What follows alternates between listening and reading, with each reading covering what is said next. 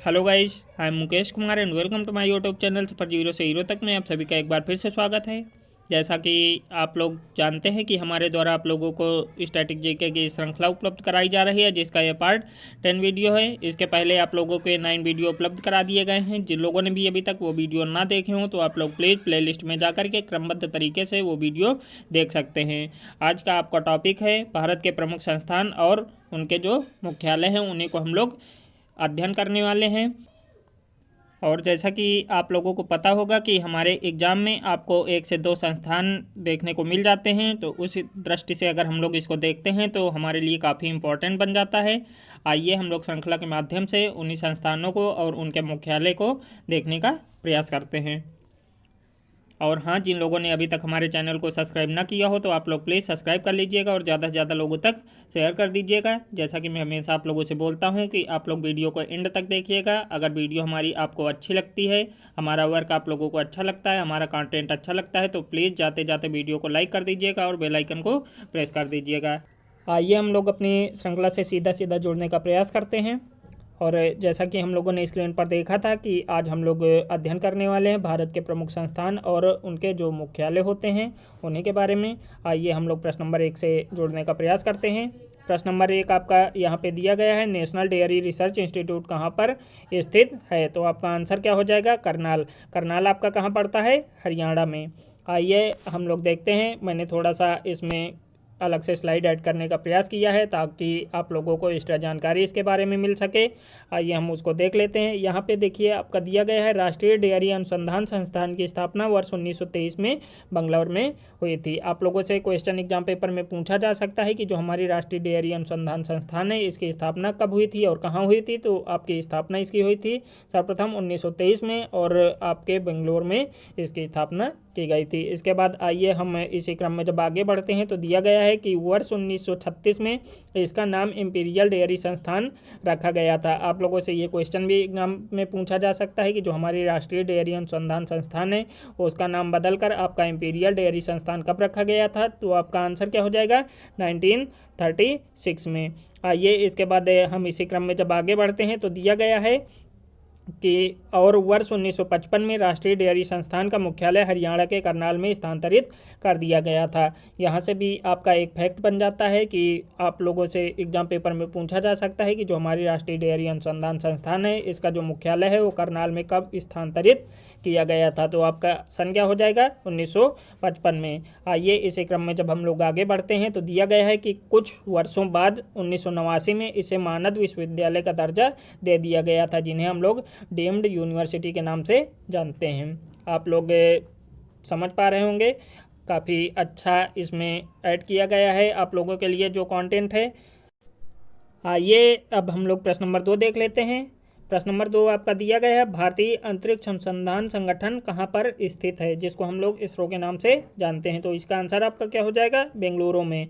और अगर हम लोग इसरो के फुल फॉर्म की बात करते हैं तो इसका फुल फॉर्म क्या हो जाएगा? Indian space research organisation.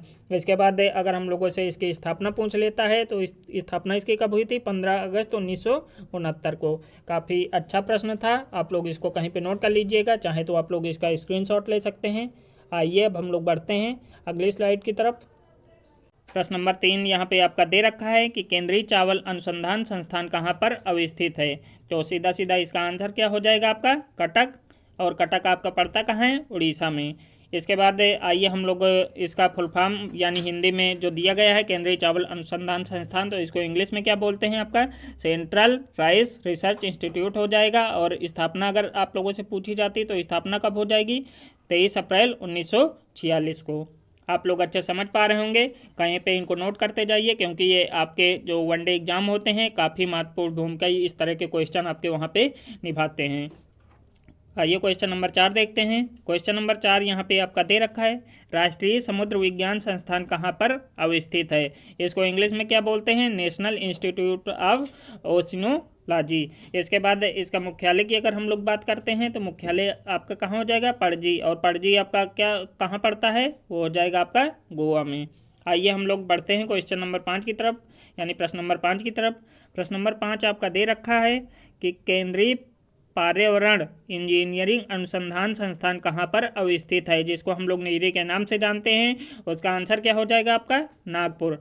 और नागपुर आपका पड़ता कहाँ है, नागपुर पड़ता है महाराष्ट्र में। इसके बाद आइए हम लोग इसका नीरी का फुल फॉर्म देख लेते हैं। नीरी का फुल फॉर्म है national environmental engineering research institute. अगर हम लोगों से इसकी स्थापना की बात करता है तो स्थापना आपकी कब हुई थी, 1958 में। आइए हम लोग बढ़ते हैं प्रश्न नंबर 6 की तरफ। यहाँ पे आपका प्रश्न नंबर 6 दे रखा है कि नेशनल इंस्टीट्यूट ऑफ वायरोलॉजी कहाँ पर स्थित है। वहाँ पे हिंदी में आपका दे रखा है, तो यहाँ से आप लोग देख सकते हैं कि नेशनल इंस्टीट्यूट ऑफ वायरोलॉजी वो आपका कहाँ पड़ जाएगा, पुणे में। पुणे आपका कहाँ पड़ता है, ये पड़ता है आपका महाराष्ट्र में। आइए हम लोग पढ़ते हैं क्वेश्चन नंबर 7 की तरफ। क्वेश्चन नंबर 7 यहाँ पे आपका दे रखा है, भारतीय मौसम विज्ञान विभाग कहाँ पर स्थित है, यानी क्लाइमेट रिसर्च एंड जो सर्विसेज हैं वो उसका मुख्यालय आपका कहाँ पर है, तो वो आपका हो जाएगा नई दिल्ली में। आइए हम लोग प्रश्न नंबर 8 देख लेते हैं।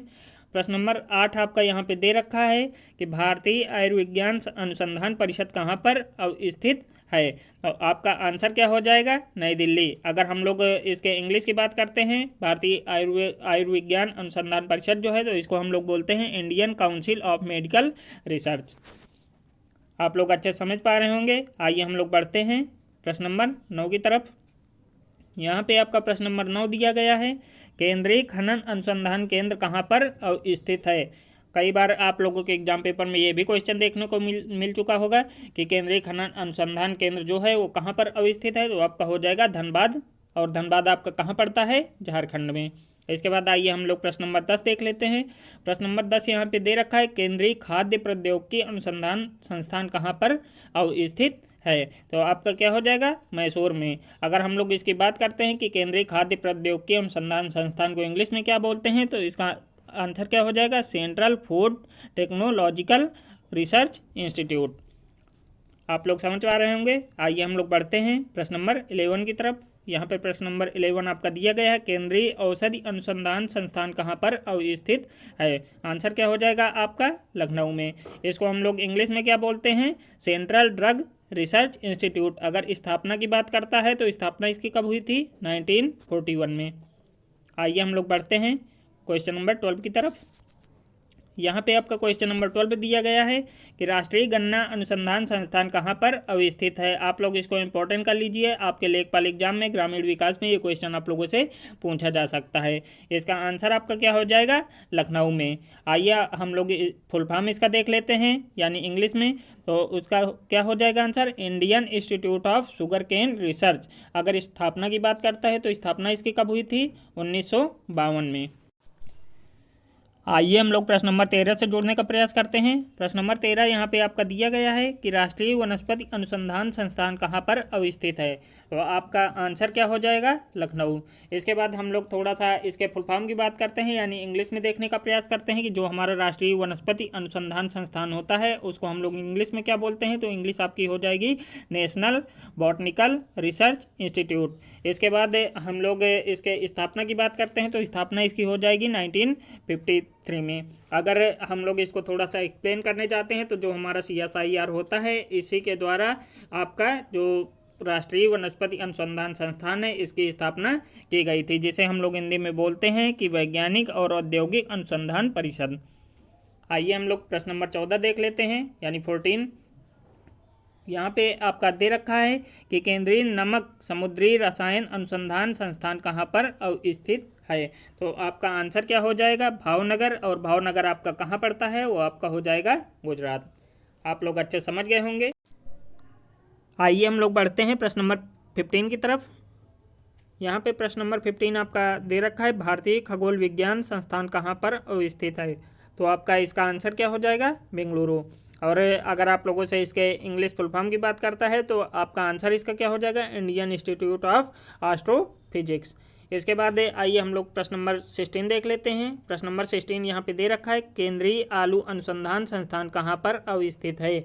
आपके अभी हाल ही में जो पुलिस एग्जाम हुआ था यानी SI का, उसमें ये क्वेश्चन आप लोगों का पूछा गया था। इसके पहले भी आप लोगों के ये जो क्वेश्चन दिया गया है वो कई बार परीक्षाओं में पूछा जा चुका है। आइए हम लोग इसके आंसर की बात करते हैं। तो आंसर इसका हो जाएगा शिमला।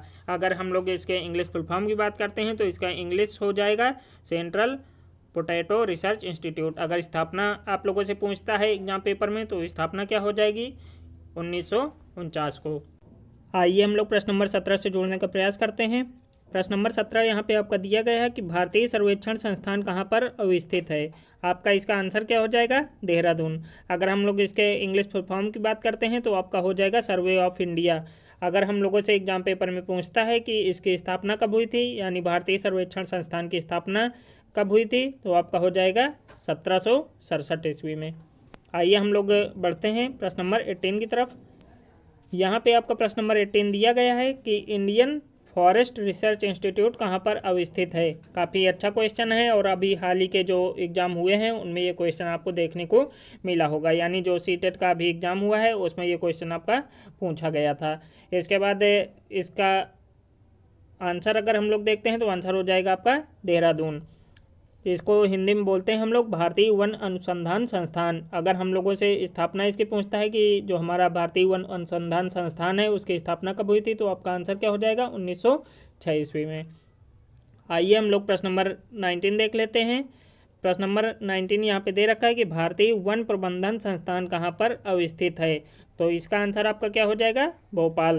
देखिए ऊपर आपका फॉरेस्ट रिसर्च इंस्टीट्यूट यानी भारतीय वन अनुसंधान संस्थान की बात कर रहा है और यहाँ पे आपके मैनेजमेंट की बात कर रहा है, यानी प्रबंधन संस्थान आप लोगों से पूछ रहा है। तो आपका इसका आंसर क्या हो जाएगा, भोपाल। आप लोग बिल्कुल भी कन्फ्यूज मत होइएगा।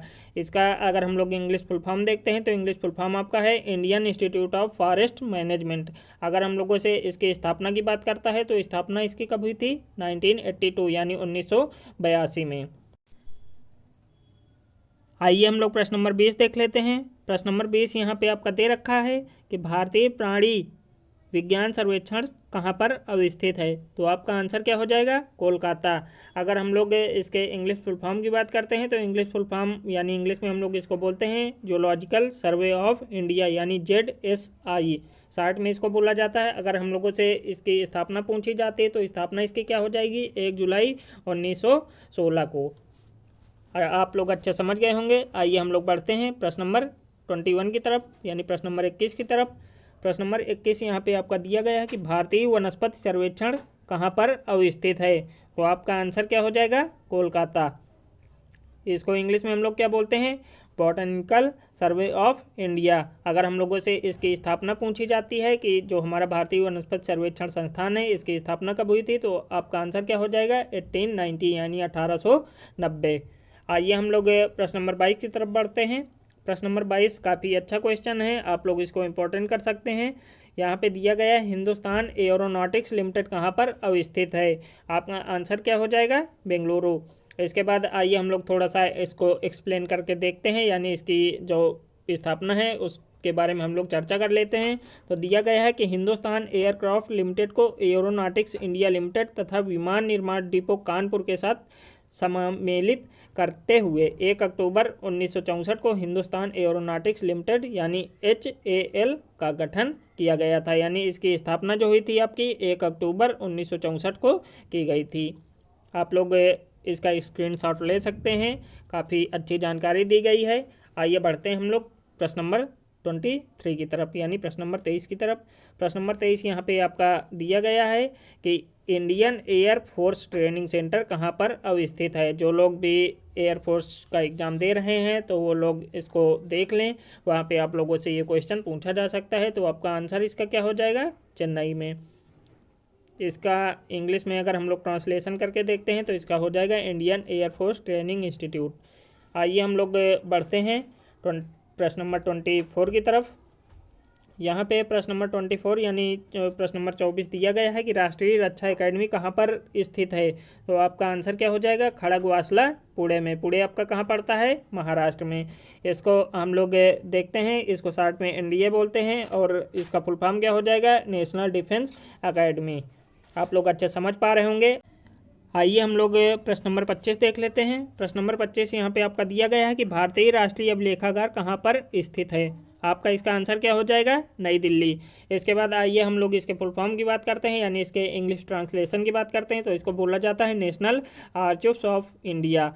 इसके बाद अगर हम लोगों से स्थापना इसकी पूछी जाती है तो स्थापना इसकी क्या हो जाएगी, 11 मार्च 1891 को कोलकाता यानी कलकत्ता में इंपीरियल रिकॉर्ड विभाग के रूप में इसकी स्थापना की गई थी। आइए हम लोग प्रश्न नंबर 26 देख लेते हैं। प्रश्न नंबर 26 यहाँ पे आपका दे रखा है कि भारतीय मानव विज्ञान सर्वेक्षण कहाँ पर अवस्थित है। तो आपका इसका आंसर क्या हो जाएगा, कोलकाता। इसको हम लोग इंग्लिश में क्या बोलते हैं, एंथ्रोपोलॉजिकल सर्वे ऑफ इंडिया। अगर हम लोगों से पूछा जाता है कि भारतीय मानव विज्ञान सर्वेक्षण संस्थान की स्थापना कब हुई थी, यानी किस सन में हुई थी, तो आपका सन हो जाएगा 1945 में। आइए हम लोग बढ़ते हैं प्रश्न नंबर 27 की तरफ। प्रश्न नंबर 27 यहाँ पे आपका दिया गया है, इंदिरा गांधी राष्ट्रीय मानव संग्रहालय कहाँ पर अवस्थित है। तो आपका इसका आंसर क्या हो जाएगा, भोपाल में। भोपाल आपका कहाँ पड़ता है, एमपी में। आइए हम लोग बढ़ते हैं प्रश्न नंबर 28 की तरफ।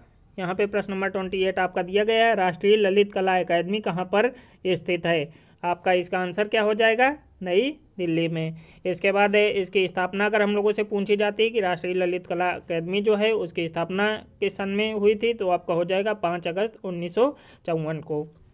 आप लोग अच्छे समझ पा रहे होंगे। आइए हम लोग देखते हैं प्रश्न नंबर 29 को।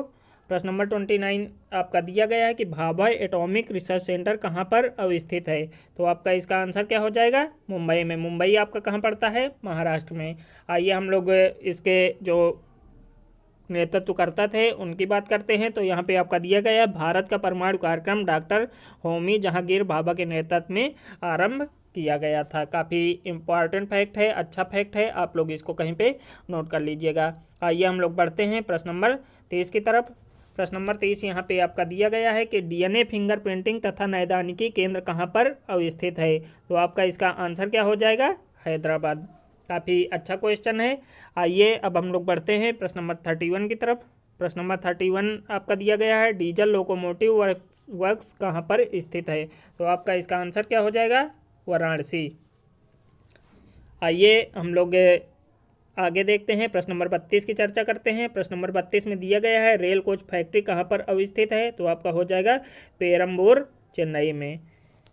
आइए हम लोग बढ़ते हैं प्रश्न नंबर 33 की तरफ, यानी प्रश्न नंबर 33 की तरफ। प्रश्न नंबर 33 आपका दिया गया, हिंदुस्तान शिपयार्ड लिमिटेड कहाँ पर अवस्थित है।